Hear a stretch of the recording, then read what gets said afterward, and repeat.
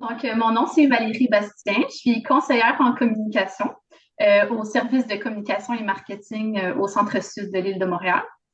Puis, dans le fond, l'équipe des communications, on est quand même une grosse équipe. Moi, je fais partie de l'équipe expertise conseil, donc plus les généralistes là, qu'on appelle.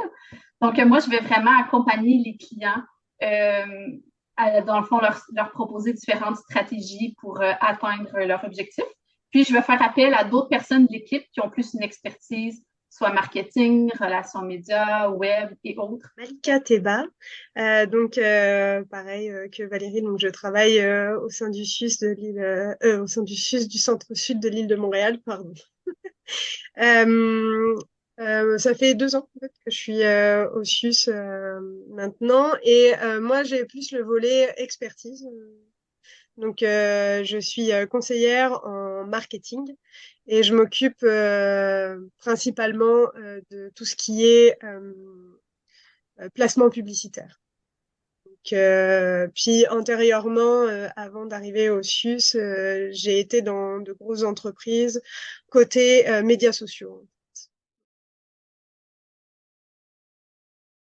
En fait, on cherchait des familles d'accueil, non seulement pour des enfants et des adolescents, mais aussi pour des adultes et des enfants ayant des troubles de déficience intellectuelle, en fait, ayant une déficience intellectuelle ou un trouble du spectre de l'autisme. Donc, c'est vraiment deux, euh,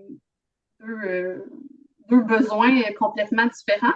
Euh, Aussi, si on devient famille d'accueil pour un adulte, c'est pas du tout la même chose que pour un enfant. Fait qu'on on voulait vraiment, c'est ça, nos besoins étaient super différents. On a quand même réussi à les réunir en une même campagne. Là.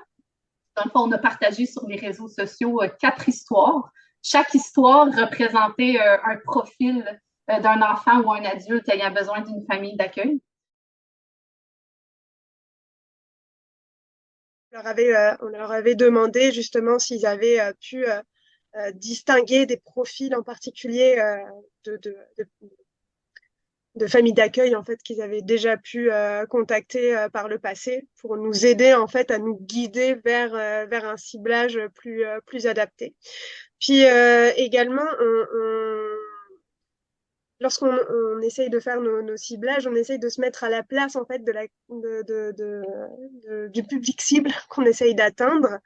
Et notamment, pour cette campagne-là, on était allé sur certains groupes privés Facebook pour voir un peu les discussions qu'il y avait entre personnes qui voulaient être familles d'accueil, justement, pour connaître un peu leurs enjeux, comment parler avec eux, pour aussi remonter certaines informations auprès du client interne, et pour que derrière, on puisse leur parler le plus justement possible. Parce que c'est ça, en fait, le secret, c'est vraiment de leur parler précisément et d'avoir le ton le plus juste. Un des défis qui est aussi un frein, là, ce serait c'est de bien connaître sa cible. Ça se raffine vraiment au fil du temps, au fil des campagnes.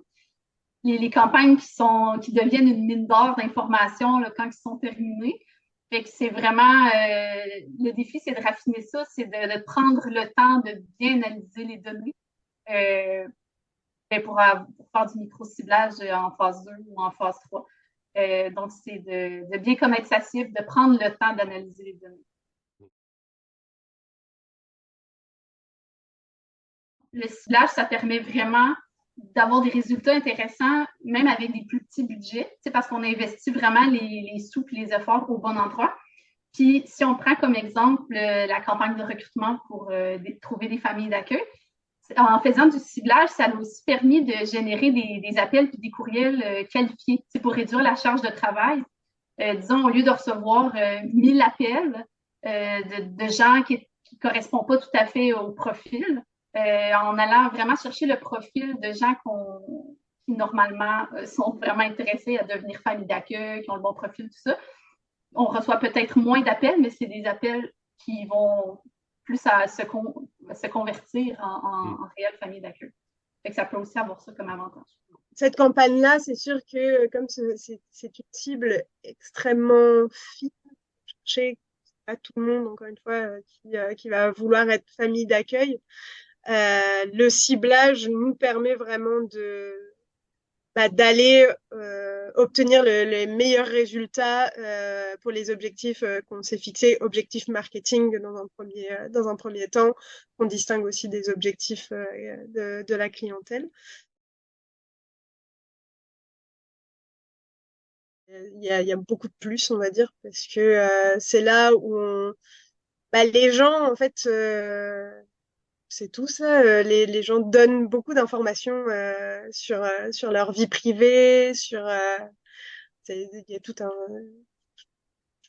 comment dire, on essaye justement de réduire ça en ce moment. Il y a toute une discussion, notamment par rapport à la loi 25, etc. Mais les médias sociaux, c'est sûr que les gens en disent tellement sur leur façon de vivre, leurs intérêts, etc., que ça nous permet vraiment d'aller les cibler le plus précisément possible. Ça nous permet aussi d'apprendre à connaître en fait le public qu'on essaye d'atteindre.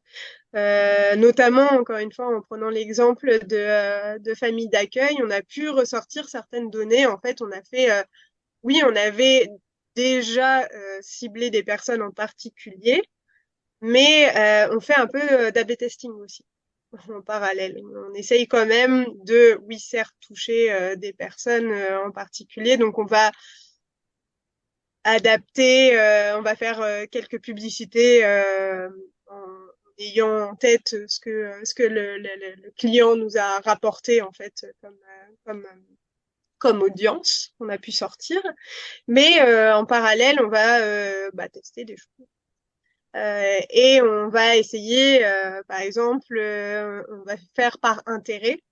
Donc, on va ouvrir un peu plus si on cherche, je sais pas, normalement, c'est pas mal les femmes qui répondent, etc.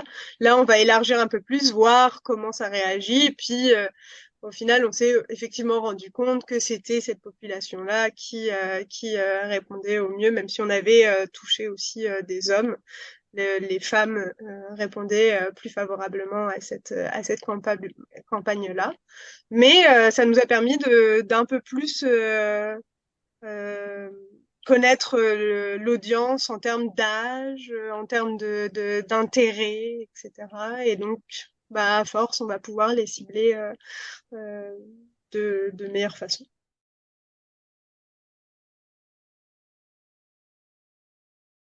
Non, je trouve ça plus intéressant pour avoir été là-dedans depuis quand même un bon bout de temps.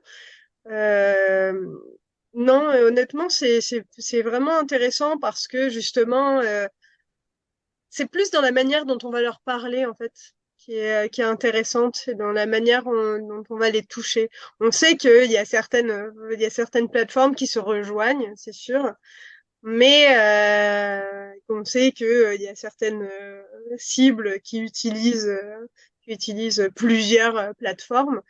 Mais justement, c'est là où est tout le défi, entre guillemets, c'est d'essayer d'être sur toutes ces plateformes-là, mais de pas être tout le temps de la même façon, en fait, sur cette plateforme-là, de pas dire enfin, de dire la même chose, mais de façon différente pour ne pas lasser, en fait, notre cible que, au bout du compte, elle va nous voir sur une plateforme, elle va nous entendre sur une autre, elle va voir une vidéo sur une troisième, et là, elle va se dire, OK, c'est pour moi. Oui, on essaie de jouer avec le ton, puis aussi d'aborder le même contenu, mais d'une façon différente. Fait qu'on va peut-être plus mettre de l'avant cet aspect-là si on va sur Instagram ou même sur LinkedIn. Ça va être le même sujet, mais vraiment vu différemment.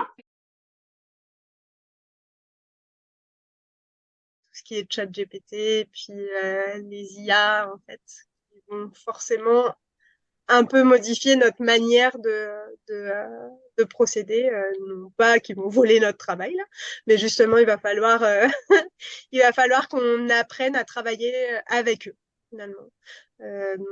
Ça aussi c'est une grosse partie qu'on aura à voir dans quelques années, mais c'est sûr que ça va modifier notre rapport en fait à la publicité notamment et au ciblage. Mais effectivement, je pense qu'on a nos recettes gagnantes, nos stratégies qu'on est à l'aise à utiliser. Mais je pense qu'il faut avoir la volonté de suivre les tendances, puis de se laisser porter aussi par les nouveautés qui vont arriver.